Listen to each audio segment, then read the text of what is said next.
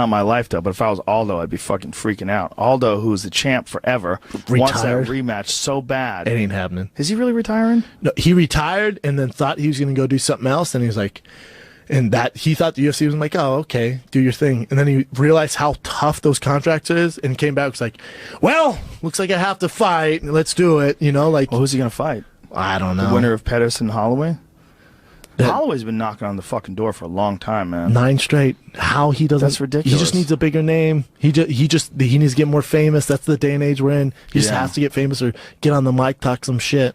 I'm really interested to see him versus Pettis, because Pettis, I think, gets real diminished by that cut. I agree. That's a hard cut for him to get on 45. I love Pettis, man. I'm a huge Pettis fan, but he hasn't looked the same as of late. Max Holloway's a slick motherfucker, too. You realize it now. After you watch Frankie Edgar and Jeremy Stevens fight, you realize how slick Holloway is. Yeah, Holloway was never in trouble in that fight. Never. And then also think about it, his last loss was Conor McGregor. Granted, Conor had a jacked up knee, but it went to decision. The only decision Conor's had in the UFC. And think how much better Max Holloway is now. Yep. If he wins this one, dear God, if someone's listening, give that kid a title shot. Yeah. What's he have to do? I know. What do you do with Tony and Khabib, though? You're talking about 2 crazy win streaks, too. How do you even just make them fight? Yes. That's what I think. You make them fight. Make them fight. But let's say you had to pick one of them. If Conor's like, all right, I'll fight at 55 in 3 months. Who the fuck wants some? Well, right now, before that fight, Tony Ferguson was the #1 contender. Rightly so. Just beat Rafael Dos Anjos, beat a shitload of guys. Because he's so active, you're saying? He beat Edson Barboza. He was the #1 contender, according to whatever the rankings are, which I don't think are accurate all the time. Those are a toss-up. Some of them kind of suck. Yeah. But the second position right now, if he's still #1, is clearly Khabib. Khabib was #1, but Khabib's been way more inactive than Tony. But the way Khabib mauled Michael Johnson, I think he makes his case. That was a maul. They both have a case. They both have a case. One's undefeated. One's on a 9-fight win streak. And then Tony, I thought he dismantled RDA. I thought he looked great. Amazing. Khabib absolutely ragdolled Dos Anjos too, and then fucking destroy Johnson. It was horrible watching him beat up Johnson. Because he's so good at tying up that one arm. Oh. He ties up the one arm and then fucking smashes you with the other one. He had him in mount and his arm was pinned. I'm like, God, stop the fight. He's got one arm to try to protect him, and he's getting just thumped in the head. Then you got to hold that chicken wing. I thought he was going to snap that bitch off. Yeah, it's not good. I thought he was too. But please tap. Yeah, please tap. It was like Braveheart. Just come on, man. It was so deep. It was so deep too. I was thinking Nog, when Nog and Frank Mir fought. Oh, that's what I was thinking. I was like, this is going to snap. But like same with Renzo, where they refuse to tap. I get that. You're Brazilian jiu-jitsu till the day you die. Michael Johnson, let's go ahead and tap those, sir. Yeah, that's not you. I'm glad he tapped. Me too. I was literally squeezing my hands together when I was doing the commentary. I'm like, come on, tap. Just sweating tap. now thinking about it. When he got him down and then immediately slid right into mounted guillotine, I was like, Jesus Christ. Damn, man. His grappling's ridiculous. So good. His grappling's so good, it's confusing. Those 2 fighting's the fight. That's the fight. Conor and Khabib are the fight. That's the fight. That's not happening, brother. I think Khabib needs to get the title, to get a title shot at least. That's what I think. I think he deserves it. He's the only undefeated challenger. He's a monster. He's mauled everybody in front of him. He hasn't had a single goddamn close fight. He's had one moment where he gets dinged. But you're speaking logically. Yes. And you're thinking guys that deserve it.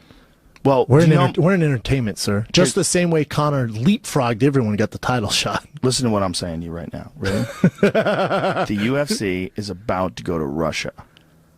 Do you know that? Yeah, they want to get in there. They don't know what they're going to do. Yeah, for sure. UFC in Russia.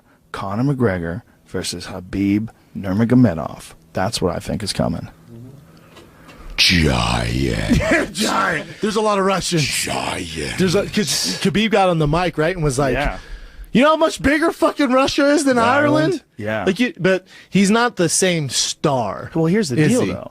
Russia's bigger than Ireland, but the United States is bigger than Ireland, too. And when fucking Conor is fighting in New York City, which is an hour and a half from Eddie Alvarez's house, they're booing Eddie Alvarez as he's walking to the cage. No, it doesn't matter. Russia, China, Korea, Ireland. Conor's the biggest star by far. I don't know about that. When you go to Russia, I wonder if he gets booed in Russia. Don't you think if Khabib was that big of a star in Russia, maybe it's sanctioning stuff, and they are going there. If you check my Instagram page, every time a fucking photo gets up, it's Khabib time, Khabib time, Khabib king, Khabib champ. He deserves it, but there's a reason why he hasn't been the headliner of a pay-per-view.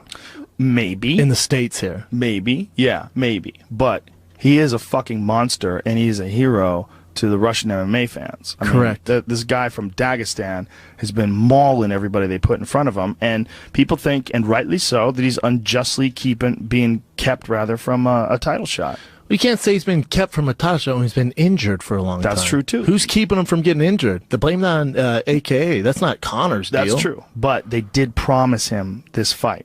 This was something that they said, no, Khabib gets the next shot at the title. This is something that was publicly stated, which made sense at the time because Khabib is 23-0. He's going to fight in Madison Square Garden for the title. This is what they were saying. Now you're talking about the Conor Khabib effect, versus Eddie Alvarez. Nah, I can't have that. That doesn't sell tickets. Yeah, exactly. Then Conor went, I want to fight that one. Oh, Khabib, we'll keep you on the card. Why don't you fight on the undercard, though? Imagine how Khabib feels when he hears that shit. Man, he gets that phone call. He thinks, this is it, finally. I get the title. I bet he went in his backyard and beat the shit out of that Kodiak bear. He got a bear in his yard. You ever seen that video? He was a kid. It's awesome. Yeah, he's a kid wrestling so much bear. tougher than anyone I know. But he's so goddamn tough. He's ridiculous. His grappling's ridiculous. I'm really interested in seeing whether or not he can get past that left hand. And if you are correct, and that's the fight in Russia, the amount of money they're going to have to pay Conor to fight him in Russia when Conor's still the draw, you're talking about a different ball game. Show me the money. It's going to be interesting, though.